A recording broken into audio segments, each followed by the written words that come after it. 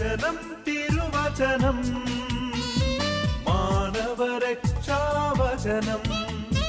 ഹൃദയങ്ങളെ ഒരുങ്ങിയിടുക വചനത്തെ എതിരേൽക്കാൻ.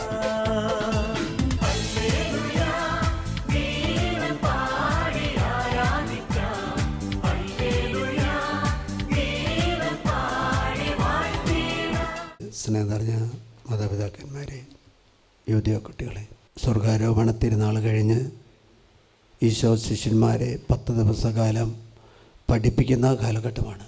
എന്താണ് പഠിപ്പിച്ചതെന്ന് വെച്ചാൽ, ഈ ലോകത്തിലെ ദൈവജനങ്ങളെ എന്തൊക്കെയും പഠിപ്പിക്കാൻ പിതാവ് ദൈവം ആഗ്രഹിക്കുന്നുണ്ടോ ആ കാര്യങ്ങളാണ് യേശു ക്രിസ്തു തൻ്റെ ശിഷ്യന്മാരെ അല്ലെങ്കിൽ അപ്പസ്തോലന്മാരെ പഠിപ്പിച്ചത്.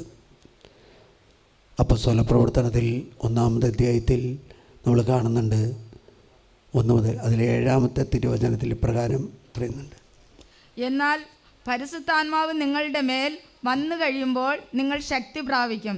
ജെറുസലേമിലും യൂദയ മുഴുവനിലും സമരിയായിലും ഭൂമിയുടെ അതിർത്തികൾ വരെയും നിങ്ങൾ എനിക്ക് സാക്ഷികളായിരിക്കുകയും ചെയ്യും.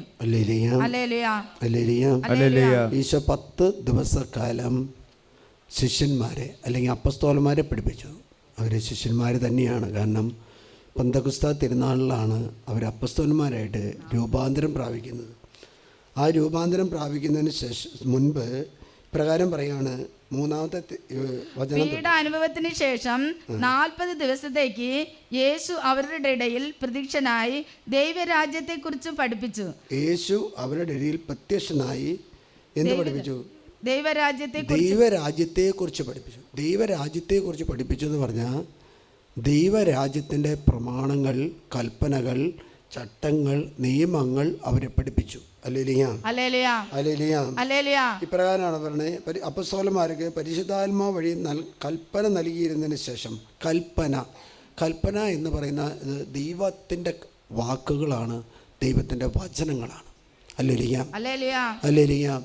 യോനായുടെ പുസ്തകത്തിൽ നമ്മൾ കാണുന്നുണ്ട്, യോനാ പ്രവാചകനോട് ദൈവം പറയുന്ന പ്രകാരമാണ്, നീ എന്ത് ചെയ്യണം? നീ നിനിവേയിൽ പോയി എന്ത് പറയണം? ദൈവത്തിൻ്റെ കൽപ്പന അറിയിക്കണം. ദൈവത്തിൻ്റെ കൽപ്പന എന്താ?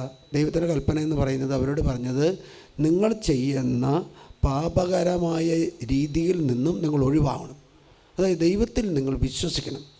ദൈവത്തിൽ വിശ്വസിക്കാതെ ദൈവത്തിൽ അന്ധവിശ്വാസങ്ങൾക്ക് പോയി കഴിഞ്ഞാൽ അത് ദൈവകൽപ്പനയ്ക്ക് വിരുദ്ധമാണ്. അതുകൊണ്ടാണ് യോനായോട് പറഞ്ഞത്. യോന നോക്കിയപ്പോൾ നല്ല സ്ഥലം ഏതാണെന്ന് താർസോസാണ്. കാരണം താർസോസിലെ ആളുകൾ പറഞ്ഞാൽ കേൾക്കും. താർസോസിലെ ആളുകൾ പറഞ്ഞാൽ കേൾക്കുന്നതുകൊണ്ട് ഈ കപ്പൽ തുറമുഖത്ത് ചെന്ന് കഴിഞ്ഞപ്പോൾ ഇങ്ങനെ നമ്മൾ ടൗണിൽ ചെന്ന് കഴിഞ്ഞാൽ വണ്ടികൾ ഇങ്ങനെ വിളിച്ച് പറയുന്നത്, നമ്മൾ KSRTC ബസ് സ്റ്റാൻഡിൽ ചെന്നാൽ കാര്യം ഓരോ ബോർഡും വെച്ച് ഇങ്ങനെ വണ്ടി കിടപ്പുണ്ട്. അതേപോലെ താർസോസിലേക്ക് പോകാനുള്ള കപ്പലും കിടപ്പുണ്ട്, അത് നിനിവേയിലേക്ക് പോകാനുള്ള കൽപ്പവും കിടപ്പുണ്ട്. അപ്പോൾ നിനിവേ പോയാൽ എന്ത് കിട്ടുന്നു പറഞ്ഞാൽ തടി ക്ഷീണം വരും, അല്ലെങ്കിൽ തടിക്ക് കോട്ടം വരുന്നത് കൊണ്ട് താർസോസിലുള്ള കപ്പലിൽ കയറി ക്യാഷൊക്കെ കൊടുത്തിട്ട് ആ കപ്പലിൽ കയറി സുഖമായിട്ട് ആ കപ്പലിൻ്റെ അടിത്തട്ടി പോയി ഒന്ന് കിടന്നുറങ്ങി. രാത്രിക്കും പ്രാർത്ഥിച്ചിരുന്ന കഷ്ടപ്പെട്ടിരിക്കുന്ന ആ പ്രവാചകൻ യോന അവിടെ പോയി ഒന്ന് കിടന്നുറങ്ങി. കാരണം കിടന്നുറങ്ങാനുള്ളതല്ല. കാരണം പ്രവാചകരോ ദൈവത്തിൽ വിശ്വസിക്കുന്നവരോ കിടന്നുറങ്ങാനുള്ളവരല്ല. നമ്മൾ കഴിഞ്ഞ കുറച്ച് കൊല്ലങ്ങളായിട്ട് കണ്ടുകൊണ്ടിരിക്കുന്ന ഒരു പ്രവണതയാണ്, ചൂട് വന്നാൽ അതിശക്തമായിട്ടുള്ള ചൂട്. ഇനി മഴ വന്നു കഴിഞ്ഞാൽ തുടങ്ങിക്കഴിഞ്ഞാൽ ന്യൂനമർദ്ദവും എല്ലാ മൃദുവാണ്, എല്ലാം നശിപ്പിച്ചിട്ടു. ആദ്യത്തെ ദിവസം തന്നെ കംപ്ലീറ്റ് സാധനങ്ങൾ, മരങ്ങളും പോസ്റ്റുകളെല്ലാം നശിപ്പിച്ചിട്ട് പോവുക. അപ്പം അതിൻ്റെ അർത്ഥം എന്താണെന്ന് വെച്ചാൽ, ഈ കർത്താവ് ഭരിക്കുമ്പോൾ പ്രകൃതിയുടെ മേൽ ദൈവത്തിന് ഒരു നിയന്ത്രണമുണ്ട്. വീട്ടിലെ അപ്പൻ നല്ല പ്രാർത്ഥിക്കുന്ന വ്യക്തിയാണെങ്കിൽ വീട്ടിലെ പ്രാർത്ഥനകൾക്കും കാര്യങ്ങൾക്കും ചിട്ടക്രമം ഉണ്ടായിരിക്കും. അപ്പൻ പ്രാർത്ഥിക്കാത്ത വ്യക്തിയാണ്, അമ്മ പ്രാർത്ഥിക്കുന്ന വ്യക്തിയാണെങ്കിൽ അത്രയും ക്രമവും ചട്ടയും ഒന്നും ഉണ്ടാവില്ല. അമ്മയുടെ കീഴിലല്ല അപ്പൻ്റെ കീഴിലാണ്. അതുകൊണ്ട് അപ്പനോടൊന്നും പറഞ്ഞാൽ, ഭർത്താവിനോടൊന്നും പറഞ്ഞാൽ അത് പെട്ടെന്ന് ഏൽക്കുന്ന പ്രശ്നം ഉണ്ടാവില്ല. പക്ഷെ അപ്പൻ കുടുംബത്തിൻ്റെ നാദം തുടങ്ങിയാൽ എന്താണ്? അപ്പോൾ ഭരണകർത്താക്കൾ, രാജാക്കന്മാർ, പ്രഭുക്കന്മാർ, വൈദികർ, സന്യസ്തർ, യുവതിവാക്കൾ, കുട്ടികൾ, ദമ്പതി എല്ലാവരും പ്രാർത്ഥിക്കേണ്ട ഒരു സമയമാണിത്. അല്ലെങ്കിൽ ഇത് നാശത്തിലേക്ക് പോകും. തന്നെ നാശനഷ്ടങ്ങളുടെ ഒരു വലിയൊരു മേഖലയാണ് നമ്മൾ അനുദിനം പത്രങ്ങളിലൂടെയും സോഷ്യൽ മീഡിയയിലൂടെയും നടക്കുന്നത്. അല്ലേ? അപ്പോൾ യോനാനെ പോലെയുള്ള വല്ല പ്രവാചകന്മാരെയൊക്കെ ഇങ്ങോട്ട് അയച്ചിട്ടുണ്ടാവും. അവർ തടി കേടാവാതിരിക്കാൻ വേണ്ടി അവർ തമിഴ്നാട്ടിലേക്കോ കർണാടകയിലേക്കോ അല്ലെങ്കിൽ അങ്ങനെയുള്ള സ്ഥലങ്ങളിലേക്ക് പോയിട്ടുണ്ടാവും. കാരണം കേരളത്തുകാർ അങ്ങനെ പെട്ടെന്ന് പറഞ്ഞാൽ കേൾക്കുന്നവരല്ല എന്ന് പ്രവാചകന് അറിയാം. അല്ലേ? അപ്പോൾ ദൈവകൽപ്പനകൾ അനുസരിക്കാനുള്ളതാണ്, അത് ലംഘിക്കാനുള്ളതല്ല. ലംഘിക്കുമ്പോൾ എന്തുണ്ടാകുന്നു വെച്ചാൽ ലംഘിക്കുന്നത് വഴിയായിട്ട് അതിൻ്റെ ആസക്തി നമ്മളിൽ കയറും. ഒരു തിന്മയുടെ ആസക്തി ഉണ്ട്. ഇപ്പം ഞാൻ ഞായറാഴ്ച കുർബാനയ്ക്ക് പോയിട്ടില്ലെങ്കിൽ എന്താണെന്ന് വെച്ചാൽ എനിക്ക് ചുറ്റുമുള്ള അഗ്നിയുടെ അല്ലെങ്കിൽ ആ സംരക്ഷണ വലയം വിച്ഛേദിക്കപ്പെടുക. ആരാ വേദിക്കുന്ന? കർത്താവാണോ? അല്ലല്ലോ, ഞാൻ തന്നെ വിച്ഛേദിക്കപ്പെടുക. അല്ലേലിയ. ഞാൻ വീട്ടിലെ കറണ്ടിൻ്റെ ബില്ല് അടച്ചില്ലെങ്കിൽ എന്തുണ്ടാവുമെന്ന് വെച്ചാൽ ഒരു കറണ്ടിൻ്റെ ബില്ലിൻ്റെ ഡേറ്റും കഴിഞ്ഞിട്ടൊരു 10 ദിവസം കഴിയുമ്പോൾ ഒരു ഫോൺ സന്ദേശം വരും, നിങ്ങൾ കറണ്ടിൻ്റെ ബില്ല് അടച്ചില്ലെങ്കിൽ എത്രയും പെട്ടെന്ന് നിങ്ങളുടെ വീടിൻ്റെ ഫീസ് ഊരും. ഫീസ് പിന്നെ കെട്ടണമെങ്കിൽ ഫീസ് ഊരിയതിൻ്റെ പൈസ കൂടി കൊടുക്കണം, ചാർജ് കൂടി കൊടുത്താല. അല്ലേ? അപ്പോൾ അതുകൊണ്ട് എന്താണെന്ന് വെച്ചാൽ അതനുസരിച്ചാലാണ് കറണ്ട് കിട്ടുകയുള്ളൂ. അനുസരിച്ചില്ലെങ്കിൽ എന്താണെന്ന് വെച്ചാൽ കുഴപ്പം, അവർ വന്ന് ഫീസ് ഊരിക്കൊണ്ടുപോയതിൻ്റെ മാത്രമല്ല പിഴ അടയ്ക്കണം, ഫീസ് കൊണ്ടുവന്ന് അടയ്ക്കാനുള്ള അവരുടെ ലേബർ ചാർജും അടയ്ക്കണം, നേരത്തെ വന്ന് ഊരാനുള്ള ചാർജ്, കംപ്ലീറ്റ് ചാർജ് അടയ്ക്കണം. ഇതേപോലെയാണ് ദൈവകൽപ്പനകൾ ലംഘിച്ചാൽ, ദൈവപ്രമാണങ്ങൾ ലംഘിച്ചാൽ നമ്മളിലേക്ക് തിന്മയ്ക്ക് കടന്നു വരാൻ എളുപ്പമായിരിക്കും. അല്ലേ? ചിലവർ ചോദിക്കുന്നുണ്ട് ബന്ധനം ഉണ്ടോ വെച്ചാൽ. എന്താ ബന്ധനം? ബന്ധനം എന്ന് പറയുന്നത് ലംഘനമാണ്. അല്ലേ? നമ്മുടെ ഒരു സ്ഥലത്ത് ഒരു വേസ്റ്റ് കൊണ്ടുവന്നിടാണ്. ആദ്യത്തെ ഒരു വേസ്റ്റ് ഇട്ടു, അതല്ല ചെറിയ വസ്തുവാണ്. പിന്നെ ഒരു വേസ്റ്റ് ഇട്ട് കഴിഞ്ഞപ്പോൾ എല്ലാവരും കൊണ്ടുവന്ന് അവിടെ വേസ്റ്റ് ഇടാൻ തുടങ്ങി. അപ്പോൾ അതിനെന്ത് പറയും? ഒരു വേസ്റ്റിൻ്റെ വലിയ കൂമ്പാരം അല്ലെങ്കിൽ വേസ്റ്റ് ഡംപ് ചെയ്യുന്ന ഒരു സ്ഥലമായിട്ട് മാറാം. അപ്പോൾ നമ്മൾ ദൈവത്തിൻ്റെ കൽപ്പനകൾ ലംഘിച്ച് വരുമ്പോൾ ആ ലംഘനം വഴിയായിട്ട്, ഓരോ പ്രമാണ ലംഘനം വഴിയായിട്ട് നമ്മളിലേക്ക് തിന്മയുടെ ആത്മാവ് പ്രവേശിക്കും, അശുദ്ധാത്മാവ് പ്രവേശിക്കും. അങ്ങനെ നമ്മുടെ ശരീരം, നമ്മുടെ ഹൃദയം തിന്മയുടെ വാസസ്ഥലമായിട്ട് മാറും. അല്ലേ? അത് നമുക്കൊന്ന് നോക്കാം. ഇപ്രകാരം പറയാണ്. എന്നിട്ട് പറഞ്ഞു, സംഭവിക്കപ്പെട്ട ദിവസം വരെ പ്രവർത്തിക്കുകയും പഠിപ്പിക്കുകയും ചെയ്തു. അല്ലേ? അപ്പോൾ എന്താ ഇവിടെ 2 കാര്യം ചെയ്തു. ഒന്ന്, പറഞ്ഞു കൊടുക്കുക മാത്രമല്ല പ്രാക്ടീസും കൂടി ചെയ്തു. എന്നാലാണ് വിശ്വസിക്കാൻ പറ്റുള്ളൂ. അല്ലെങ്കിൽ പത്രോസും തോമസും അങ്ങനെ എളുപ്പം രക്ഷപ്പെടുന്നവരല്ല. എളുപ്പം കർത്താവിന് അവരുടെ മുമ്പിൽ രക്ഷപ്പെടാൻ പറ്റുന്നതല്ല. കാരണം എന്താ?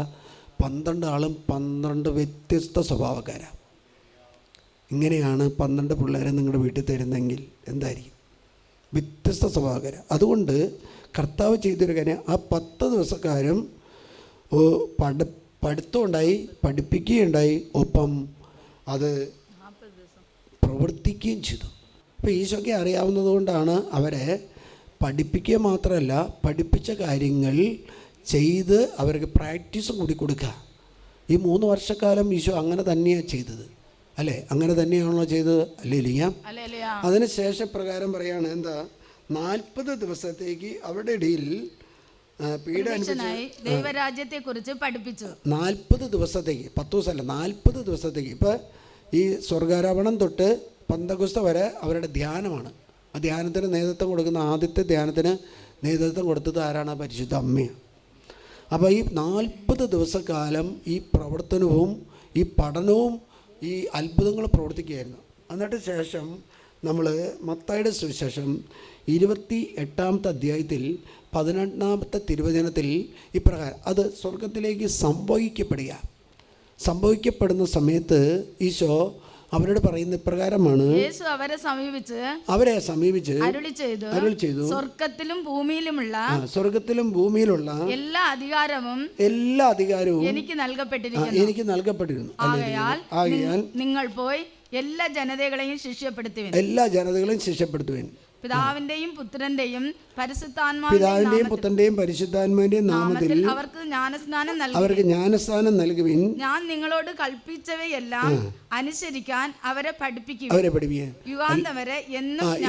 40 ലൂക്കായുടെ സുവിശേഷം 24 44 തിരുവചനത്തിൽ പ്രകാരം പറയാണ്, അവൻ അവരോട് പറഞ്ഞു, മോശയുടെ നിയമത്തിലും. അപ്പൊ പഴയ നിയമത്തിൽ പറഞ്ഞപ്പെടുന്നത് മോശ പഞ്ചഗ്രന്ഥിയിൽ പറഞ്ഞിരിക്കുന്നതും പ്രവാചകന്മാരിലും പ്രവാചകന്മാര് സർവത്ര പ്രവാചകന്മാരും, വലിയ പ്രവാചകന്മാരും ചെറിയ പ്രവാചകന്മാരും, സങ്കീർത്തനം ഒരു പ്രാർത്ഥനയാണ്, അത് വായിക്കലല്ല. അല്ലേ? പ്രത്യേകിച്ച് ദാനിയേലച്ചൻ്റെ സുവിശേഷ പ്രസംഗത്തിൽ പറയുന്നുണ്ട്, നമ്മൾ ദിനവൃത്താന്തം അല്ലെങ്കിൽ സാമുവേലിൻ്റെ പുസ്തകമൊക്കെ വായിക്കുകയാണ്. പക്ഷേ സങ്കീർത്തനം എന്ന് പറഞ്ഞാൽ വായിക്കുകയല്ല, അത് പ്രാർത്ഥിക്കുകയാണ്.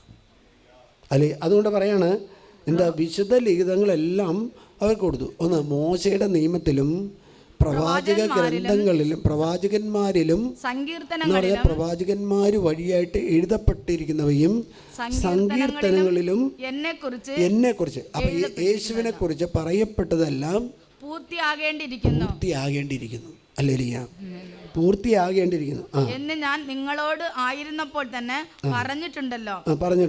വിശുദ്ധ അടുത്ത് ചെയ്യാണ് ആ വിശുദ്ധ പറഞ്ഞ കാര്യങ്ങൾ, ഈശോ പഠിപ്പിച്ച കാര്യങ്ങൾ ഗ്രഹിക്കാൻ തക്ക വിധം അവിടെ ഹൃദയങ്ങളെ അവൻ തുറന്നു.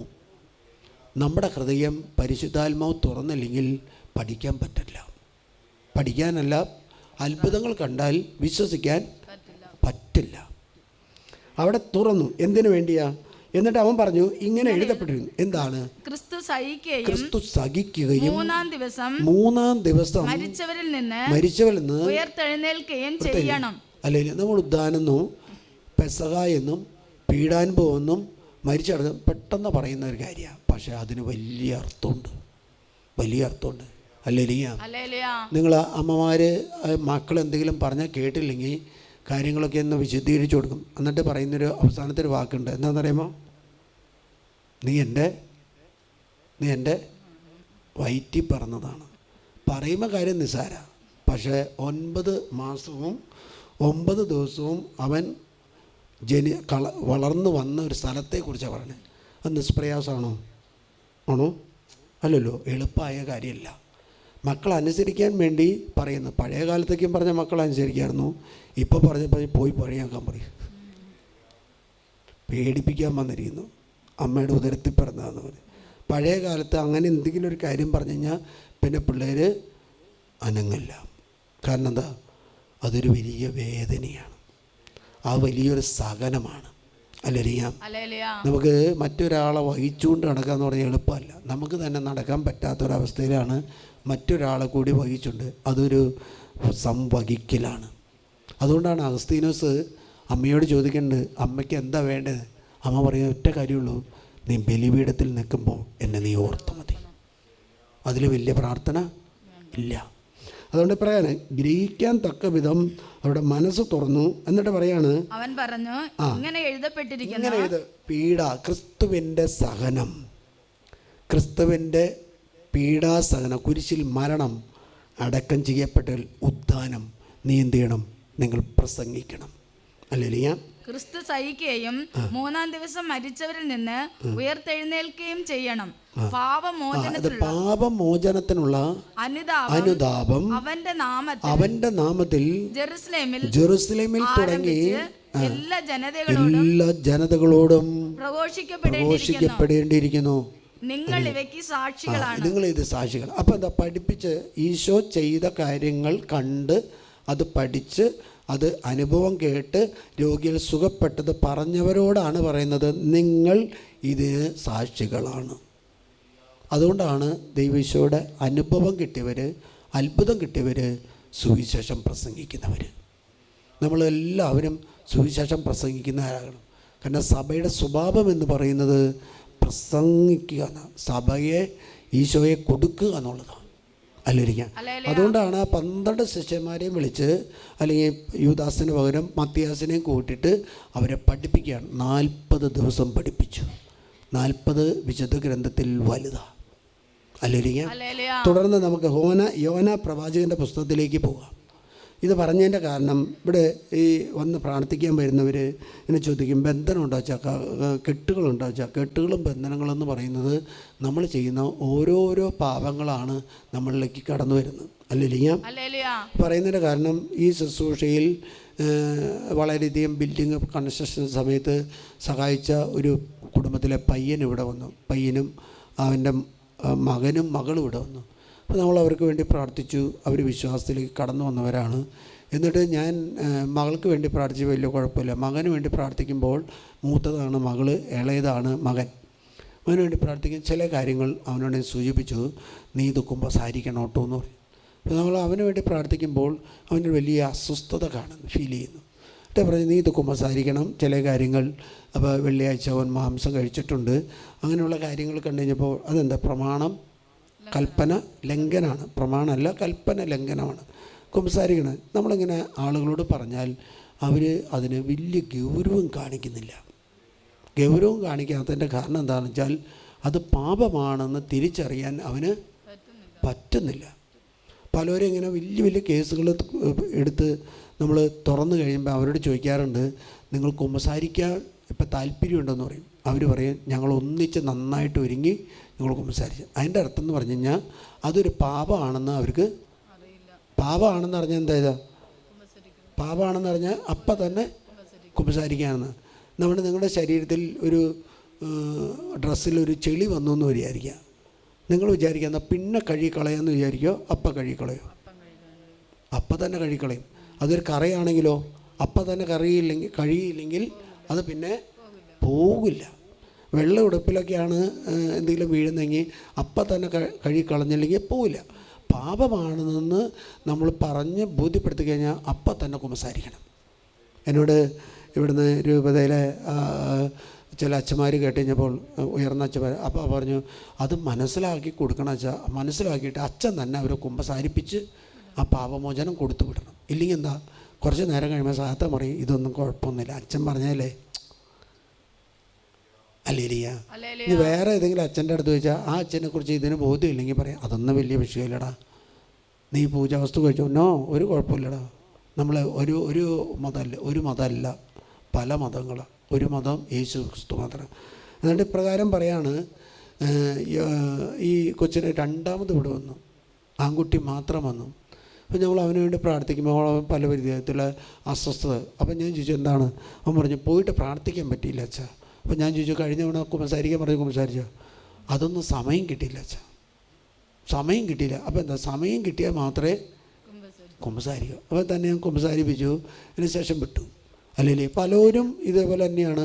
നമ്മൾ കൗൺസിലിംഗ് എടുത്തു കഴിഞ്ഞാൽ കൗൺസിലിംഗ് അല്ല വലുത്, കുമ്പസാര വലുത്.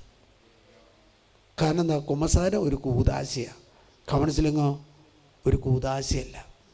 അല്ലെങ്കിൽ കുമ്പസാരിച്ച് കഴിഞ്ഞാൽ എന്താ പറഞ്ഞാൽ, നമ്മൾ കുമ്പസാരിക്കുന്ന സമയത്ത് ശരീരത്തിൽ നിന്നും പിശാച് ഇറങ്ങിപ്പോവും, ആസക്തി ഇറങ്ങിപ്പോവും. അപ്പം തന്നെ എന്താ, ദൈവദൂതന്മാർ നമുക്ക് ചുറ്റും കാവൽ ഏർപ്പെടും. നിങ്ങൾ എത്ര വലിയ പാപം ചെയ്താലും ഉടൻ തന്നെ കുമ്പസാരിച്ചോ, അപ്പം തന്നെ നിങ്ങളുടെ ശരീരത്തിൽ വരപ്രസാദം വരും. ഒരു പിശാചിനും അവിടെ കയറാൻ പറ്റില്ല. അല്ലേലിയാം. നമുക്കറിയാം, ഗവൺമെൻറ് ഇപ്പോൾ പുതിയ നിയമം കൊണ്ടുവന്നുണ്ട്. എന്നാൽ ടൗണുകളിലൊന്നും എന്താണ്, വേസ്റ്റ് വസ്തുക്കൾ വലിച്ചെറിയാൻ പാടില്ല.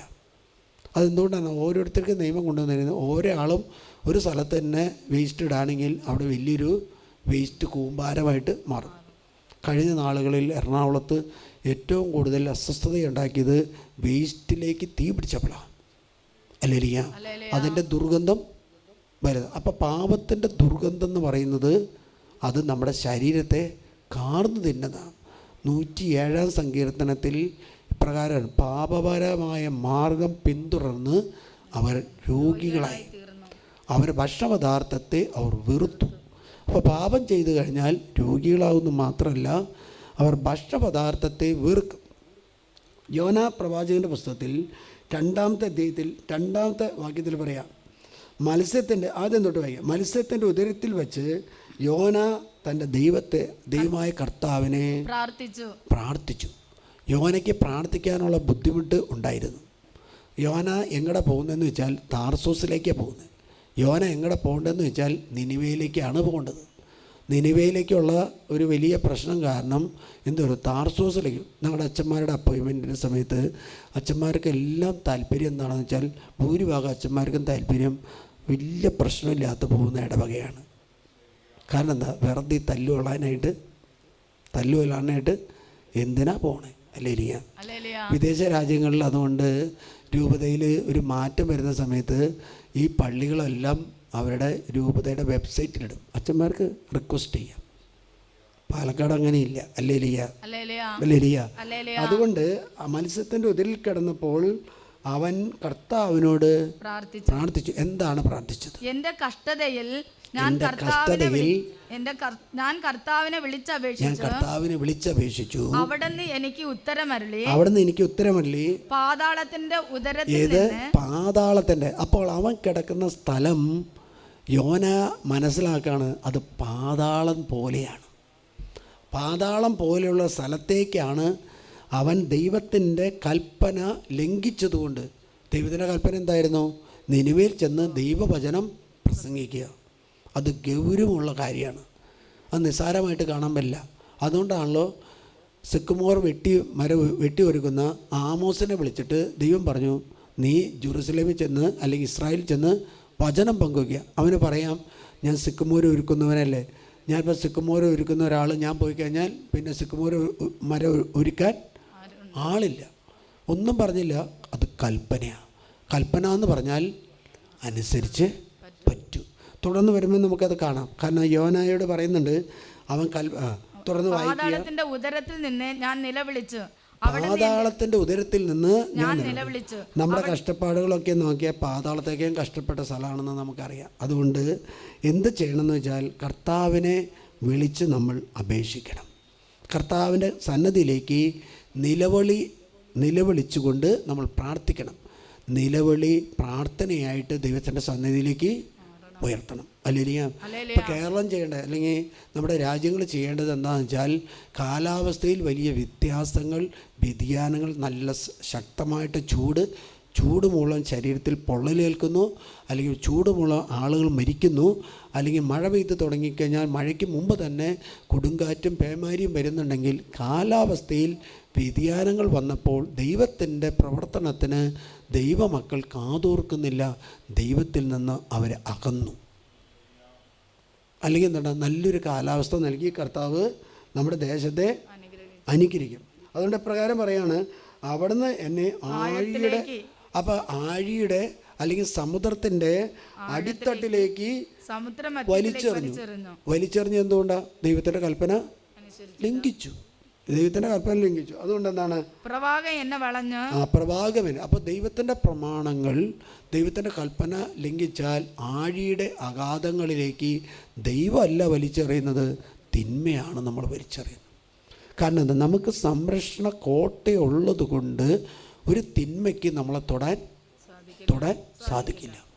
ഒരു ദൈവപൈതൻ്റെ ശരീരത്തിൽ തൊടാൻ ദൈവത്തിൻ്റെ ആത്മാവ് അനുവദിക്കില്ല. അതുകൊണ്ട് തുറന്നു പറയാണ്, അങ്ങയുടെ തിരമാലകൾ എൻ്റെ മുകളിലൂടെ കടന്നുപോയി. അങ്ങയുടെ തിരമാല. അപ്പോൾ ഈ തിരമാല സൃഷ്ടിച്ചത് ദൈവമാണെന്ന് എവിടെ കിടന്നപ്പോൾ മനസ്സിലായി? അടിത്തട്ടി കിടന്നപ്പോൾ മനസ്സിലായി. കർത്താവ് തിരമാലയുടെ ഒറ്റ വാക്ക് പറഞ്ഞു, ഈ തിരമാലകൾ എന്ത് ചെയ്യും? തീരത്താക്കും കൊണ്ടുവന്ന്. കാരണം എന്താ? അവർ നല്ല ആട്ടി. എവിടെന്നാ വിട്ടത്? കപ്പലിലുള്ളവർ പറഞ്ഞു, കർത്താവേ, ഇവനെ ഞങ്ങൾ കപ്പലിൽ നിന്ന് വെള്ളത്തിലേക്ക് എറിയാണ്, ഇവൻ്റെ പാപം ഞങ്ങളുടെ മേൽ നല്ല ആട്ടി നല്ല വിടൽ വിട്ടപ്പോൾ എന്തായി? അവൻ തെറ്റ് ചെയ്തിട്ടില്ലെങ്കിൽ ഈ തിരമാലകൾ അവനെ പൊക്കിക്കൊണ്ടുവന്ന് കരയ്ക്ക് അടുപ്പിച്ചു. തിരുവനന്തപുരം സൈഡിൽ സൈമൺ എന്ന ഒരു മനുഷ്യൻ മീൻ പിടിക്കാൻ പോയിട്ട് അവൻ്റെ ബോട്ട് തകർന്നു. അവൻ കപ്പലിൽ ഈ ബോട്ട് തകർന്നിട്ട് അവൻ വെള്ളത്തിലൂടെ 3-4 ദിവസം ഒഴുകി നടന്നു. അവൻ ഒഴുകി നടക്കുമ്പോൾ പ്രാർത്ഥിക്കുമായിരുന്നു. അവൻ ഭക്ഷണമായിട്ട് കുടിച്ചത് എന്താണെന്ന് വെച്ചാൽ ഈ വെള്ളമാണ് കുടിച്ചത്. 3 ദിവസക്കാലം ഈ വെള്ളം കുടിച്ച് കിടന്നിട്ട് ഇവനിങ്ങനെ നീന്തി നടക്കുന്നത് ഒരു കപ്പൽക്കാരൻ കണ്ടു. സാധാരണ ഈ വെള്ളത്തിൽ നീന്തി കിടക്കുന്ന കപ്പൽക്കാരൻ അവർ വന്ന് ഇവനെ രക്ഷിച്ച് കൊണ്ടുവന്നു. ഉടനെ തന്നെ ഹോസ്പിറ്റലിൽ കൊണ്ടു ചെന്ന് നോക്കി, അവൻ്റെ ശരീരത്തിൽ ഒരു കുഴപ്പമില്ല. അവൻ ദൈവത്തിൽ നന്നായിട്ട് വിശ്വസിക്കുന്നവനായിരുന്നു. 3-4 ദിവസം ഇവൻ ഈ വെള്ളത്തിൻ്റെ മീതിലൂടെ അങ്ങനെ നീന്തി നടന്നു. ഇവനെ പറഞ്ഞു, എൻ്റെ ദൈവം എന്നെ രക്ഷിക്കും. നിങ്ങൾ പത്രത്തിൽ വായിച്ചു തരും. ഒരു 2-3 കൊല്ലങ്ങൾക്ക് മുമ്പാണ് തിരുവനന്തപുരം സൈഡിൽ നിന്നുള്ള പൂന്തറ ഭാഗത്തുള്ള ഒരു സൈമൺ എന്ന് ഞാൻ പല ആവർത്തി വായിച്ചു. കാരണം എന്താ? നമുക്ക് കൃത്യസമയത്ത് ഭക്ഷണം കിട്ടിയില്ല. ഈ വെള്ളം, കടലിലെ വെള്ളം കുടിച്ച് അവനെന്ത് ചെയ്തു? ആ വെള്ളം, ആ കടലിൽ അവൻ നീന്തി, എൻ്റെ ദൈവം എന്നെ രക്ഷിക്കും. തുടർന്ന് പറയാണ്, അവൻ അങ്ങയുടെ തിരമാലകൾ എൻ്റെ മുകളിലൂടെ കടന്നുപോയി. അപ്പോൾ ഇവനെപ്പോൾ എവിടെ? അടിയിലായി. മനുഷ്യൻ്റെ മേൽ എല്ലാ വസ്തുക്കളും സൃഷ്ടിച്ചിട്ട് കർത്താവ് നൽകിയൊരു അധികാരമാണ് മനുഷ്യന് എല്ലാ വസ്തുക്കളുടെ മേൽ അധികാരം. അപ്പോൾ പാപം ചെയ്തു കഴിഞ്ഞാൽ എന്തായിരിക്കും? വസ്തുക്കൾ നമ്മുടെ മേൽ കയറും. അല്ലെങ്കിൽ എന്തുണ്ടാവും? വസ്തുക്കളുടെ മേൽ മനുഷ്യർക്ക് നല്ല ദൈവമക്കൾക്കാണ് അധികാരം. മനസ്സിലായോ? അപ്പോൾ തിരമാല അങ്ങയുടെ എടുത്തു. അപ്പോൾ ഞാൻ പറഞ്ഞു, അങ്ങയുടെ സന്നിധിയിൽ നിന്ന് ഞാൻ നിഷ്കാസിതനായിരിക്കുന്നു. അപ്പോൾ ദൈവകൽപ്പനകൾ നമ്മൾ ലംഘിച്ചാൽ നമ്മൾ ദൈവസന്നിധിയിൽ നിന്നും നിഷ്കാരണം. നമുക്ക് 3:3 വായിക്കാം, അപ്പോൾ നിങ്ങൾക്ക് മനസ്സിലാവുള്ളൂ. കർത്താവിന്റെ കൽപ്പനയനുസരിച്ച് യോന എഴുന്നേറ്റ് നിനവേലേക്ക്. അപ്പോൾ ഈ കൽപ്പന എപ്പോൾ കിട്ടിയതാ? അവൻ്റെ ദേശത്തായിരുന്നു കൊടുത്തൊരു കൽപ്പനയാണ്. അപ്പോൾ ഇപ്പം 3:3 പറയാം, കർത്താവിൻ്റെ കൽപ്പനയനുസരിച്ച് യോന എഴുന്നേറ്റ് നിനവേലേക്ക്. അപ്പം നേരിട്ട് നിനവേലേക്ക് പോയെങ്കിൽ ഈ പാതാളത്തിൻ്റെ അടിത്തട്ടിലേക്ക് പോകേണ്ട ഒരാവശ്യം ഇല്ല. പക്ഷേ അതൊരു അനുഭവമായിരുന്നു. കാരണം എന്താ? ഇനി അവൻ ദൈവത്തിൻ്റെ കൽപ്പന ലംഘിക്കുകയോ? ജഗം ചെയ്ത് ലംഘിക്കുന്നില്ലെന്ന് കേട്ട പാതിരി കേൾക്കാത്ത പാതിരി അനുസരിച്ചിരിക്കും. അതാണ് നമ്മളൊരു കഷ്ടപ്പാടിലൂടെയോ ഒരു ദുരന്തത്തിലൂടെ പെട്ടുപോയാൽ ദൈവം അതിൽ നിന്നും നമ്മളെ ഊരിയെടുക്കും. പരിശുദ്ധ അമ്മ അതിൽ നിന്ന് നമ്മൾ ഊരിയെടുക്കും. ഹല്ലേലൂയ. കുടുംബ ബന്ധങ്ങൾ വിവാഹം ചെയ്തതിന് ശേഷം വിവാഹിതരായി മക്കൾ വേർപിരിയാൻ ആഗ്രഹിക്കുന്നുണ്ടെങ്കിൽ കെട്ടുകളഴിക്കുന്ന ജപമാല എന്ന് പറയുന്നത് അങ്ങനെ ഒരു കുടുംബത്തിൻ്റെ മേൽ ഇടപെട്ട സംഭവമാണ്. ആ പരിശുദ്ധ അമ്മ ആ കുടുംബത്തിൻ്റെ മേലുള്ള കെട്ട് അഴിച്ചു കൊടുത്തു. അതുകൊണ്ട് നിങ്ങൾ എന്ത് ചെയ്യുകയെന്ന് വെച്ചാൽ കെട്ടുകളഴിക്കുന്ന ജപമാല ചൊല്ലി പ്രാർത്ഥിക്കുക. നമ്മൾ അതിൻ്റെ നവനാൾ പുസ്തകം അടിക്കാൻ വേണ്ടി ആഗ്രഹിച്ച് പ്രാർത്ഥിക്കുക. അതിനുവേണ്ടി അതിൻ്റെ കോപ്പിറൈറ്റ് ചോദിച്ചിരിക്കുക. കാരണം അത് ആ കെട്ടുകളഴിക്കുന്ന ജപമാല വന്നിരിക്കുന്നത് ഒരു കുടുംബത്തിൽ ഭാര്യ ഭർത്താക്കന്മാർ പിരിയാൻ നോക്കിയപ്പോൾ ഒരു ജെസ്യൂട്ട് ഫാദർ ആ കുടുംബത്തിന് വേണ്ടി, കാരണം നിങ്ങൾ താലി കെട്ടുന്നത് കെട്ടാണ് അല്ലേ, ആ കെട്ട് വെച്ചിട്ടാണ് പ്രാർത്ഥിച്ചത്. കർത്താവേ, നിൻ്റെ മുമ്പിൽ സഭയുടെ അധികാരത്തിലെ കെട്ട് കിട്ടിയത്, ആ കെട്ടിനെ വേർപെടുത്താൻ അഴിക്കാനായിട്ട് പിശാചനെ നീ അനുവദിക്കരുത്. പരിശുദ്ധ അമ്മയ്ക്ക് ഇടപെട്ടു. ആ കുടുംബത്തിൽ ആ കെട്ടഴിഞ്ഞില്ല, അവരൊന്നിച്ച് ജീവിച്ചു. അവരുടെ ചെറുമകൻ ഒരു വൈദികനായി. ആ വൈദികൻ പിന്നീട് അവൻ്റെ തലമുറയെക്കുറിച്ച് പഠിച്ചപ്പോഴാണ് ഇങ്ങനെ വലിയൊരു അത്ഭുതം നടന്നത്. അവർ പിരിഞ്ഞിട്ടുണ്ടായിരുന്നെങ്കിൽ മക്കളെ കെട്ടിക്കാൻ പറ്റില്ല, അല്ലെങ്കിൽ മക്കളുടെ മക്കൾ ഒരു വൈദികനാകുകയോ സന്യസ്തനാകുകയോ ചെയ്യുമായിരുന്നില്ല. അപ്പോൾ ആ വൈദികൻ ചെയ്തൊരു കാര്യമാണ്, എൻ്റെ കുടുംബത്തിൽ ഈ കെട്ടുകളഴിക്കുന്ന ജപമാലയിലൂടെയാണ് എൻ്റെ അപ്പൂപ്പനും അമ്മൂമ്മയും ജീവിച്ചത്. ആ അപ്പൂപ്പൻ്റെയും അമ്മൂമ്മേൻ്റെയും മക്കളുടെ മകനാണ് ഞാൻ. അതുകൊണ്ട് ഈ കെട്ടുകളഴിക്കുന്ന ജപമാലയുടെ ശക്തിയെക്കുറിച്ച് അവൻ ലോകത്തെ അറിയിച്ചു.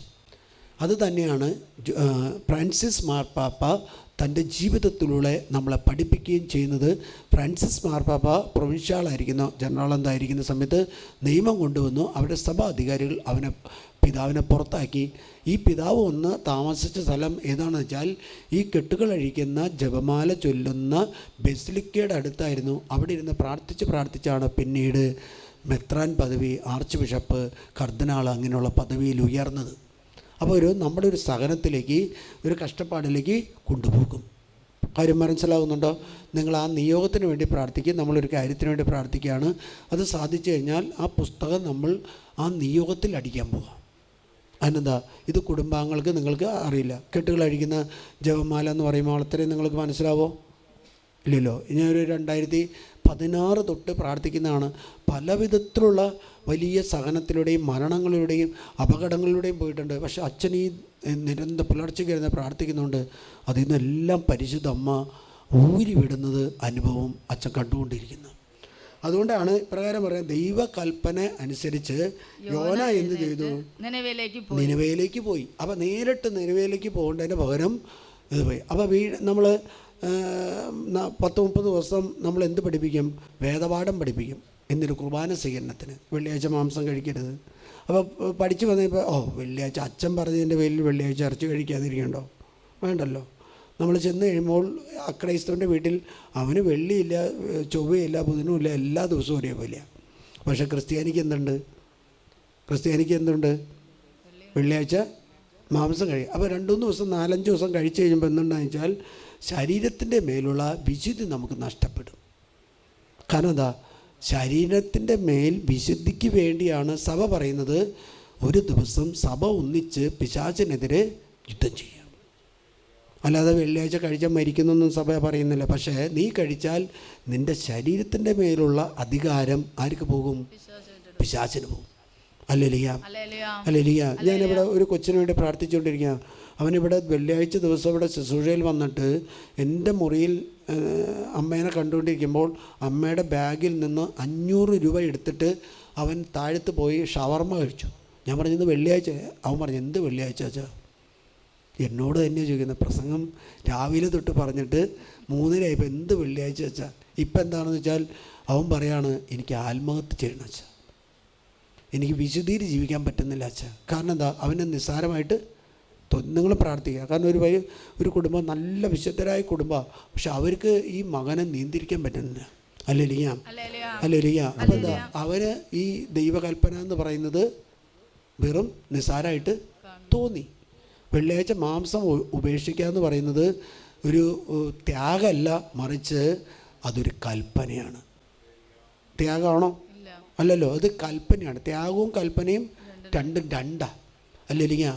എൻ്റെ വീട്ടിൽ ആരെങ്കിലും മരിച്ചു, 40 ദിവസം ആ വ്യക്തിയുടെ പാപത്തിന് വേണ്ടി ആ നോമ്പെടുത്ത് മീനും മാംസവും ഉപേക്ഷിച്ച്, ഇറച്ചി മീനും ഉപേക്ഷിച്ച് ആ വ്യക്തിയുടെ പാപത്തിന് പരിഹാരം ചെയ്യുക എന്ന് പറഞ്ഞത് അത് ഒരു കൽപ്പനയാണ്. ആണോ? അത് കൽപ്പനയാണ്, ചെയ്തിരിക്കണം. കാരണം അവൻ ചെയ്ത പാപത്തിന് നമ്മൾ പരിഹാരം ചെയ്യുകയാണ്. അല്ലെങ്കിൽ അവൻ പോയിട്ട് എവിടെ കിടക്കും? പാതാളത്തിൽ കിടന്നാൽ നിങ്ങളൊന്നും ചെയ്യേണ്ട, അവൻ അവിടെ തന്നെ കിടന്നോളും. ശുദ്ധീകരണ സ്ഥലത്ത് കിടന്നാൽ അവൻ്റെ കരച്ചിൽ നമുക്ക് എത്തും. ചിലർ പറയില്ലേ, വാതിൽക്ക് കാരണന്മാർ ഒന്ന് മുട്ടി, ദേ കാരണന്മാർ വരുന്നു. കാരണം എന്താ? അവൻ പോയിട്ടില്ല എങ്ങടെ? സ്വർഗത്തിലേക്ക് പോയി കഴിഞ്ഞാൽ അവൻ പിന്നെ നിങ്ങളെ ശല്യം ചെയ്യില്ല അല്ലേ? അതുകൊണ്ട് 40 ദിവസക്കാലം ഉപവാസം എടുത്ത് പ്രാർത്ഥിക്കുന്നത് ഒരു ത്യാഗമല്ല, മറിച്ച് അവൻ ചെയ്ത പാപത്തിന് നമ്മൾ പരിഹാരം ചെയ്യുക. നമ്മൾ ക്രിസ്ത്യാനി നിയമം അനുസരിക്കുന്നത് നിയമമായതുകൊണ്ടല്ല, നമുക്ക് വിശ്വാസമുള്ളതുകൊണ്ടാണ്. വിശ്വാസമുള്ളവർ നമ്മൾ ഒരു ഗവൺമെൻറ്റിൻ്റെ നിയമം ലംഘിച്ചാൽ നമ്മുടെ കൃപ നഷ്ടപ്പെടുന്നു. അതുകൊണ്ട് ഇപ്രകാരം പറയാം, എന്ത് യോന? അപ്പോൾ 40 ദിവസത്തെ ഉപവാസം. ഇപ്പം നിങ്ങളുടെ വീട്ടിൽ പ്രശ്നം വരുന്നുണ്ട്, പരിഹരിക്കാൻ പറ്റാത്തൊരു പ്രശ്നമാണ്, മാരകമായ പ്രശ്നം. നിങ്ങൾ എന്ത് ചെയ്യണം? ഒരു ഉപവാസം പ്രഖ്യാപിക്കണം. നമ്മൾ തുറന്നു വരുമ്പോൾ കാണാം. ഹല്ലേലൂയ. അതുകൊണ്ട് പ്രകാരം പറയാം, 3 അവൻ നടന്നു കഴിഞ്ഞപ്പോൾ ആ നഗരം വലിയൊരു നഗരമാണ്, വലിയൊരു രാജ്യമാണ്. 3 ദിവസത്തെ യാത്ര വേണ്ടിയിരുന്നു. അപ്പോൾ ഇത്രയും വലിയൊരു നഗരത്തിലൂടെ, പട്ടണത്തിലൂടെ ആര് പോയിട്ടില്ല? യോന ഇതിക്ക് മുമ്പ് പോയിട്ടില്ല. അപ്പോൾ ഇത്രയും വലിയ പട്ടണത്തിൽ ഇത്രയും ജനം നശിക്കുന്നത് കർത്താവിനെ കാണാൻ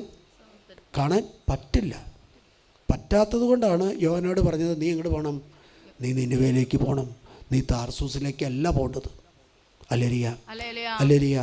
എന്നെ ഒരു ഇടവകയിൽ കഴിഞ്ഞതിന് മുമ്പത്തെ വർഷം ഒരു അച്ഛൻ പറഞ്ഞു, ഇവിടെ അച്ഛാ എനിക്കറിയാം, അവിടെ ധ്യാനം നടത്തിയ ആരും പള്ളിയിൽ വരാറില്ല. ധ്യാനം നടത്തിയ ഒരു 100 ആളിൽ താഴെയാണ്.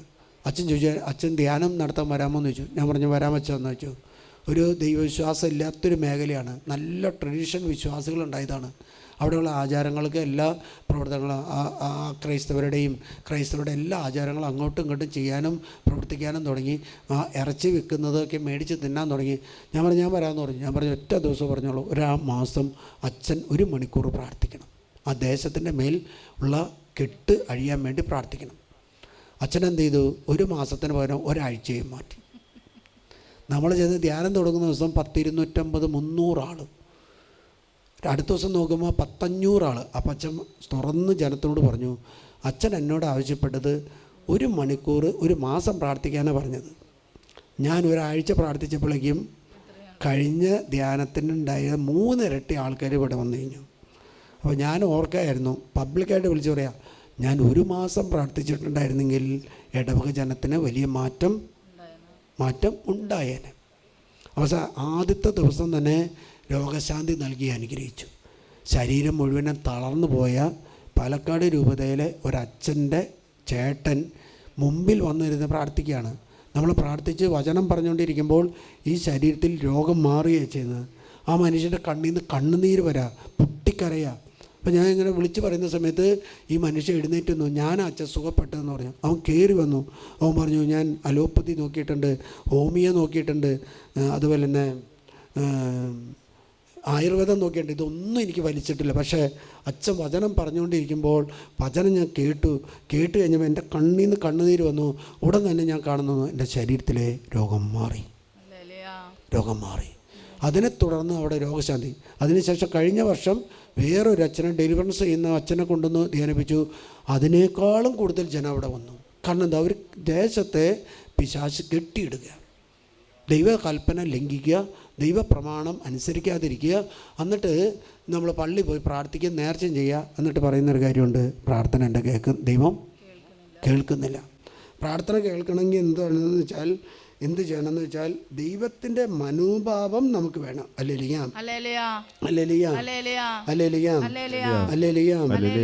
തുടർന്ന് വായിക്കുക. ഇപ്രകാരം പറയാണ്, ആ നഗരത്തിൽ പോയി ഈ പ്രവാചകൻ പ്രസംഗിക്കാൻ തുടങ്ങിയപ്പോൾ എന്തുണ്ടാന്ന് വെച്ചാൽ ജനങ്ങൾ ദൈവത്തിൽ വിശ്വസിച്ചു. അപ്പോൾ എന്താ, വിശ്വാസം ഇല്ലാത്തൊരു ജനതയുടെ ഉള്ളിലാണ് പ്രവാചകൻ പ്രസംഗിച്ചത്. അവർ വിശ്വസിച്ച് കഴിഞ്ഞപ്പോൾ എന്തുണ്ടായി, അവർ ഒരു ഉപവാസം പ്രഖ്യാപിച്ചു. അപ്പോൾ ഉപവാസം പഴയ കാലത്ത് ഒരു കൽപ്പനയില്ലായിരുന്നു, ഇപ്പം നമുക്ക് ഒരു കൽപ്പനയാണ്. പഴയ കാലത്ത് നമ്മുടെ ഈ ക്രിസ്തുവിന് ശേഷം നമ്മുടെ കാരണവന്മാർ 2 ദിവസം ഉപവാസം എടുക്കുന്നത്, ഒന്ന് വിഭൂതി, 2 ദുഃഖവെള്ളി ആണോ ഉപവാസം എന്ന് പറഞ്ഞ് ആഴ്ചയിൽ 1 നടത്താനുള്ളതാണ്. അവർ ഒരു വലിയ ഉപവാസം പ്രഖ്യാപിച്ചു. അപ്പോൾ വിശ്വസിച്ചപ്പോൾ ഉപവാസത്തിലുള്ള വിശ്വാസം അവർക്ക് വന്നു. അപ്പോൾ വചനം പ്രസംഗിച്ചപ്പോൾ അവർ വചനം കേട്ടപ്പോൾ വിശ്വാസം വന്നു. അപ്പോൾ വചനം പ്രസംഗിക്കാതെ വിശ്വാസം വരില്ല. വചനം പറഞ്ഞാലാണ് വിശ്വാസം വന്നപ്പോൾ ഉണ്ടായി, അവരൊരു ഉപവാസം പ്രഖ്യാപിച്ചു. ഇതെവിടെ കേട്ടു? രാജാവ് കേട്ടു, അല്ലേ? അടുത്ത വാക്ക് പറയാണ്, വലിയവരും ചെറിയവരും ഒന്നുപോലെ ചാക്കൊടുത്തു. നമ്മൾ വീട്ടിൽ പറയാറുണ്ട്, പിള്ളേർക്ക് ഇറച്ചി കൊടുത്തോ, വലിയൊരു ഇറച്ചി കഴിക്കേണ്ടെന്ന്. ഞാൻ കേട്ടു. ഈ രൂപതയിലുള്ളൊരു സഹോദരൻ ഇവിടെ വന്നു. അവൻ കോഴിയിറച്ചി കഴിക്കാൻ പാടില്ല, പക്ഷേ എന്നാൽ അവൻ കഴിക്കും, വയറൊക്കെ വീർത്തിരിക്കുക. അവൻ്റെ അപ്പനും അമ്മയും വന്നു. അവർ പറഞ്ഞു, വെള്ളിയാഴ്ച ഇറച്ചി കഴിക്കരുതെന്ന് പറഞ്ഞപ്പോൾ മകൻ പറയാണ്, ഞങ്ങൾ പാലക്കാട് വന്നേ പിന്നെ ജനിച്ചതാണ്, നിങ്ങൾ തൃശ്ശൂർ വെച്ച് ജനിച്ചതാണ്, നിങ്ങൾക്ക് വെള്ളിയാഴ്ച മാംസം കഴിക്കാൻ പാടില്ല, ഞങ്ങൾക്ക് മാംസം കഴിക്കാം, കാരണം പാലക്കാട് അന്ന് രൂപതയായിട്ടില്ല. എന്തെല്ലാം പഠിത്തങ്ങളാണ് പിള്ളേർ ചെയ്യുന്നത്. വല്ല യൂട്യൂബ് നോക്കിയിട്ടായിരിക്കും. അല്ലേലിയ, അവനെത്രയും 35-40 വയസ്സുണ്ട്, കല്യാണം കഴിഞ്ഞിട്ടുമില്ല. അവൻ പറയാം, എനിക്ക് ഇറച്ചി കഴിക്കാൻ പാടില്ല, പക്ഷെ എന്നാലും ഞാൻ കഴിക്കുക. എന്തിനാ കഷ്ടപ്പെട്ട് കഴിയണേ? വല്ല പ്രാച്യത്താണ്. എനിക്ക് അവനെ ഇഷ്ടപ്പെട്ടു. അവരിവിടെ ആരാധന എടുത്ത് വെച്ചിട്ട് ഇവിടെ കയറിയിട്ട് ഒരു വിജാതിനെ പോലെ ഇങ്ങനെ നടക്കുക. ഞാൻ ഇറങ്ങി ചെന്നപ്പോൾ ചോദിച്ചത് ക്രിസ്ത്യാനിയാണ്. ക്രിസ്ത്യാനി, കാരണം അവന് ആരാധനയായിട്ട് തോന്നുന്നില്ല. നിങ്ങൾ കേരളത്തിൽ ഇത് ദിവ്യകാരുണ്യം റോം അംഗീകരിച്ചു വരുന്നു. തലശ്ശേരി രൂപതയിലെ വിളക്കുന്നൂരെന്ന് പറയുന്ന സ്ഥലത്തെ ആ ഈശോയുടെ രൂപം ഇന്നും അവിടെയുണ്ട്. എന്തിനു വേണ്ടിയാണ്? നമ്മുടെ പിള്ളേർ വിശ്വസിക്കാൻ വേണ്ടിയാണ്. അവിടെ ഒരു കൊച്ചിനെ പ്രാർത്ഥിക്കുക ഇവിടെ കൊണ്ടുവന്ന് ഇവിടെ ആരാധന നടക്കുന്ന സമയത്ത് കൊച്ച് എന്തോ ഈ നെറ്റ് എടുത്തിട്ട് അതിൻ്റെ നൂല് വലിച്ചുകൊണ്ടിരിക്കുക. അത് കഴിഞ്ഞ് 2-3 സാക്ഷ്യങ്ങൾ കേട്ട് കഴിഞ്ഞിട്ട് പിന്നത്തെ ആരാധനയ്ക്ക് നോക്കുമ്പോൾ മുട്ടുകുത്തി കൈ കൂപ്പി നിൽക്കുക. കാരണം കൊച്ചിന് മനസ്സിലായി ഇവിടെ പെശക. കാരണം ദിവ്യകാരുണ്യം നമുക്ക് അടി കിട്ടുന്നതാണെന്ന് അറിയില്ല. കാരണം അതിലൊരു ശക്തിയുണ്ടെന്ന് തിരിച്ചറിയാനായിട്ട് നമ്മുടെ യുവാക്കൾക്കോ കുട്ടികൾക്കോ ഇന്ന് സാധിക്കുന്നില്ല. അതുകൊണ്ട് എന്താ, ഉപവാസം പ്രഖ്യാപിച്ചു. ചെറിയവരും വലിയവരും ഒന്ന് ചേർന്ന് ഉപവസിച്ചു. ഇനി എന്താണെന്ന് വെച്ചാൽ രാജാവ് കേട്ടാൽ സാധാരണ നേതാക്കന്മാർക്ക് ഇതൊന്നുമല്ല. നമ്മളിപ്പോൾ പ്രാർത്ഥിക്കുന്ന സമൂഹം ഉണ്ടെങ്കിൽ ഭരണാർത്ഥാക്കൾ പറയും, ഞങ്ങൾ അങ്ങനത്തെ അല്ല, ഞങ്ങൾ അവിശ്വാസികളാണ്, ഞങ്ങൾ നിരീശ്വരവാദികളാണ്. നമ്മൾ വിശ്വസിച്ച് പ്രാർത്ഥിച്ചാൽ നേതാക്കന്മാരിലേക്ക് ദൈവം വരും. അപ്പോൾ ജനം വിശ്വസിച്ചപ്പോൾ എന്തായി? രാജാവിനും വിശ്വാസം വന്നു. അപ്പോൾ ആദ്യം വിശ്വസിക്കേണ്ടത് ആരാ? ജനങ്ങളാണ്. ചെറിയവരും വലിയവരും വിശ്വസിച്ച് പ്രാർത്ഥിക്കാൻ തുടങ്ങുമ്പോൾ ജനങ്ങളിലൂടെ പ്രാർത്ഥന ദൈവം കേൾക്കും. രാജാവിലേക്ക് രാജാവ് എന്ത് പ്രഖ്യാപിച്ചു? രാജാവ് തൻ്റെ സിംഹാസനം ഉപേക്ഷിച്ചു, എഴുന്നേറ്റ് രാജകീയ വസ്ത്രങ്ങൾ ഉപേക്ഷിച്ചു, ചാക്കൊടുത്ത് ചാരം പൂച്ചി രാജാവ് ഒരു വിളംബരം പ്രഖ്യാപിച്ചു. എന്താ? ആ ദേശത്തെ രാജാക്കന്മാർ മാത്രമല്ല, പ്രഭുക്കന്മാർ മാത്രമല്ല, ജനങ്ങൾ മാത്രമല്ല, മൃഗങ്ങളും പക്ഷികളും ഉപവാസം എടുക്കണം. അപ്പോൾ ഉപവാസത്തിൻ്റെ കാഠിന്യം മനസ്സിലായോ? അല്ലേലിയ. നമ്മൾ അങ്ങനത്തെ ഒരു ഉപവാസം പ്രഖ്യാപിക്കാറില്ലായിരിക്കും അല്ലേ? മൃഗങ്ങൾക്ക് ഭക്ഷണം കിട്ടിയില്ല, അവനൊരു പ്രാർത്ഥനയുടെ ദിവസമാണെന്ന് പറഞ്ഞു കഴിഞ്ഞാൽ നമ്മുടെ പ്രവൃത്തികൾ കണ്ടാൽ മൃഗത്തിനറിയാം. പക്ഷെ നമ്മൾ പ്രാർത്ഥിക്കുന്നത് ഉപവാസം പ്രഖ്യാപിച്ചിട്ടുണ്ടെന്ന് കാരണവന്മാർ പറഞ്ഞാലും കേൾക്കാത്ത ചില ആൾക്കാരുണ്ട്. അത് വീട്ടിലെ മക്കളാണ്. അല്ലേലിയ, അല്ലേലിയ. അവർ വേണമെങ്കിൽ ബന്ദ് പ്രഖ്യാപിക്കും, അപ്പനും അമ്മയ്ക്കെതിരെ ഹർത്താൽ പ്രഖ്യാപിക്കും. അല്ലേലിയ. അതുകൊണ്ട് എന്തുണ്ടാ വെച്ചാൽ മനുഷ്യനോ മൃഗമോ കന്നുകാലിയോ ആടോ ഒന്നും ഭക്ഷിക്കരുതെന്ന്, അവർ മേയുകയോ വെള്ളം കുടിക്കുകയോ ഒന്നും ചെയ്യരുതെന്ന് രാജാവ് ഒരു വിളംബരം പ്രഖ്യാപിച്ചു. എന്തുണ്ടായെന്ന് വെച്ചാൽ അടുത്ത് പറയാം, ദൈവത്തോട് മനസ്സ് മാറ്റി. എന്താ പറയാ? അടുത്ത വായിക്ക്. ദൈവം മനസ്സ് മാറ്റി തന്റെ ക്രോധം പിൻവലിക്കുകയും അങ്ങനെ നാം നശിക്കാതിരിക്കുകയും ചെയ്തേക്കാം എന്ന് പറഞ്ഞു. എന്താണ്? തങ്ങൾ ദുർമാർഗത്തിൽ നിന്നും അക്രമങ്ങളിൽ നിന്നും പിന്തിരിയട്ടെ. ദൈവം മനസ്സ് മാറ്റി തൻ്റെ ക്രോധം പിൻവലിക്കുകയും അങ്ങനെ നാം നശിക്കാതിരിക്കുകയും ചെയ്തേക്കാം. തങ്ങളുടെ ദുഷ്ടതയിൽ നിന്നും അവൻ പിന്തിരിഞ്ഞു എന്ന് ദൈവം മനസ്സിലാക്കി. ദൈവം മനസ്സ് മാറ്റി. അല്ലേലിയ. മനസ്സ് മാറ്റി. അപ്പോൾ മനസ്സ് മാറ്റിയത് എന്നിട്ട് അവരുടെ മേൽ ദൈവം അയക്കുമെന്ന് പറഞ്ഞ തിന്മ പിൻവലിച്ചു. ഇത് നമ്മൾ 2-ാമത്തെ അധ്യായത്തിലേക്ക് വാ. 2-ാമത്തെ അധ്യായത്തിൽ 5-ാമത്തെ വാക്യം തുടർന്ന് പറയാണ്, സമുദ്രം എന്നെ വലയം ചെയ്തു, ആഴി എന്നെ ചുറ്റി. അപ്പൊ പായല് അല്ലേലിയ. അപ്പൊ നല്ലൊരു കുളി നടത്തേണ്ട അവസ്ഥയാണ് യോനാ പ്രവാചകന്. കാരണം പായൽ മേത്തുണ്ട്, ചെളി കയറിയിട്ടുണ്ട്, എല്ലാവിധ. അപ്പോൾ അടിത്തട്ടിലേക്കാണ് ദൈവം അവനെ അയച്ചത്. ഒരു പ്രവാചകൻ അവൻ്റെ ശക്തി ചോർന്നു പോകാൻ പാടില്ല. ഒരു ക്രിസ്ത്യാനിക്ക് അവൻ്റെ ആത്മീയ ശക്തി ഒരിക്കലും ചോർന്നു പോകാൻ പാടില്ല. അവൻ ദൈവത്തിൻ്റെ കൽപ്പന ലംഘിക്കാൻ പാടില്ല, ദൈവപ്രമാണങ്ങൾ തിരസ്കരിക്കാൻ പാടില്ല, വിശുദ്ധ കുർബാന മുടക്കാൻ പാടില്ല. ഞായറാഴ്ച ദിവസങ്ങളിലും കടമുള്ള ദിവസങ്ങളും വിശുദ്ധ കുർബാന അർപ്പിക്കുകയും വിശുദ്ധ കുർബാന സ്വീകരിക്കുക. മാസത്തിലൊന്നെങ്കിലും അവൻ കുമ്പസാരിക്കുമ്പോൾ തുറന്നുള്ളൊരു കുമ്പസാരം, ഒച്ചയെടുത്ത് കുമ്പസാരിക്കണം എന്നല്ല, മനസ്സ് തുറന്ന് കെട്ടിക്കിടക്കുന്ന രഹസ്യങ്ങളെല്ലാം വൈദികൻ്റെ മുമ്പിൽ തുറന്നു പറയണം. അതുകൊണ്ട് പ്രകാരം പരത്തും പർവ്വതങ്ങൾ വേരുവാകിയിരിക്കുന്ന സമുദ്രത്തിൽ. അപ്പം അടി ചെന്ന് കഴിഞ്ഞപ്പോൾ അവന് മനസ്സിലായി പർവ്വതങ്ങൾക്ക് വേരുണ്ട്. നമ്മൾ മുകളിൽ നോക്കുമ്പോൾ പാറയ്ക്കൊന്നും വേരില്ല. അപ്പോൾ അവൻ അടിത്തട്ടിലേക്ക് കൊണ്ടുപോയത് പായൽ കാണണം, ചെളി കാണണം, ഈ പാറയ്ക്ക് വേര് വെച്ച് പണതിരിക്കുന്നതെല്ലാം കാണാൻ വേണ്ടി എന്ന് പറഞ്ഞാൽ സർവത്ര കാര്യങ്ങളും യോന പഠിച്ചത് എവിടെയാണെന്ന് വെച്ചാൽ ഈ കരയിലിരുന്നപ്പോഴല്ല, കടലിൽ കിടന്നപ്പോഴാണ്.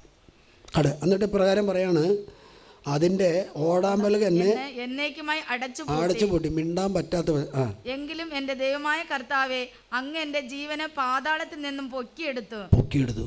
സങ്കീർത്തനവനുടെ പാതാളത്തിൽ എൻ്റെ ജീവൻ നഷ്ടപ്പെടാൻ അവൻ അനുവദിക്കില്ല. എന്നിട്ട് എന്താ പറയണേ?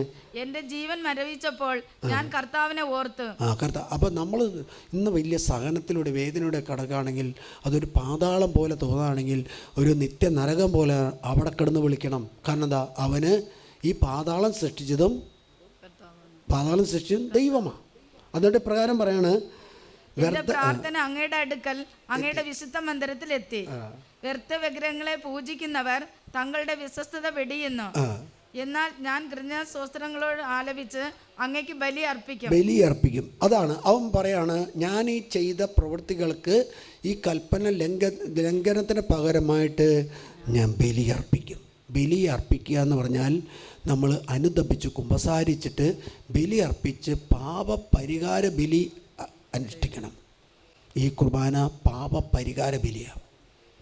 അല്ലേലിയ. എന്നിട്ട് കുർബാന സ്വീകരിക്കുമ്പോൾ നമ്മുടെ ശരീരം വീണ്ടും സ്വർഗീയ ആലയമായിട്ട് മാറുക. പാപം ചെയ്യുമ്പോൾ നമ്മുടെ ശരീരത്തിൻ്റെ കൃപ നമുക്ക് നഷ്ടപ്പെടുക, അഭിഷേകം നഷ്ടപ്പെടുക, സംരക്ഷണ വലയം നഷ്ടപ്പെടുക, പിശാച് നമ്മളെ കീഴ്പ്പെടുത്തും. പക്ഷേ കുമ്പസാരിച്ച് കഴിയുമ്പോൾ എന്ത് കഴിഞ്ഞാൽ സംരക്ഷണ വലയം നമുക്ക് ചുറ്റും. ഞങ്ങൾ ഡെലിവറൻസ് ചെയ്ത് കഴിഞ്ഞാൽ അപ്പം ചെയ്യുന്നൊരു കാര്യമാണ്, ഡെലിവറൻസിന് മുമ്പും ശേഷവും കുമ്പസാരിക്കും. കുമ്പസാരിച്ച് കഴിഞ്ഞാൽ പിന്നെ പിശാചിനെ തൊടാൻ പറ്റില്ല. അതിന് വീട്ടിലെ ആൾക്കാർ ചെയ്യാതിരിക്കുന്ന ഒരു കാര്യമാണ് കുമ്പസാരം. എന്നിട്ട് പറയും പ്രാർത്ഥന കേൾക്കുന്നില്ല, നിലവിളിക്കുന്നുണ്ട്, പുലർച്ചെ എഴുതുന്ന എല്ലാം ചെയ്യുന്ന കേൾക്കണമെങ്കിൽ എന്ത് ചെയ്യണം? കുമ്പസാരിച്ച് അനുദപിക്കണം. അല്ലേലിയാം, അല്ലേലിയാം, അല്ലേലിയാം. ഞാൻ എൻ്റെ നേർച്ചകൾ നിറവേറ്റും, കർത്താവിൽ നിന്നാണ്. അപ്പം എവിടെ കിടന്നപ്പോൾ അവന് നേർച്ച മനസ്സിലായത്? പാതാളത്തിൻ്റെ അടിത്തട്ടിൽ കിടന്നപ്പോഴാണ് കഴിഞ്ഞ നാളുകളെല്ലാം കുറേ നേർച്ച നേർന്നിട്ടുണ്ടെന്ന് എല്ലാ ഓർമ്മയും വന്നത് എവിടെയാണെന്ന് വെച്ചാൽ പാതാളത്തിൽ കിടന്നപ്പോൾ. നമ്മൾ വെറുതെ നേർച്ച നേരരുത്. നമ്മുടെ നാവ് കൊണ്ട് പറയുന്നത് വലിയ അർത്ഥമാണ്. അതുകൊണ്ടാണ് രണ്ടാമത്തെ പ്രമാണം എന്ന് പറയുന്നത് വെറുതെ ദൈവനാമം വെറുതെ ഉപയോഗിക്കരുത്.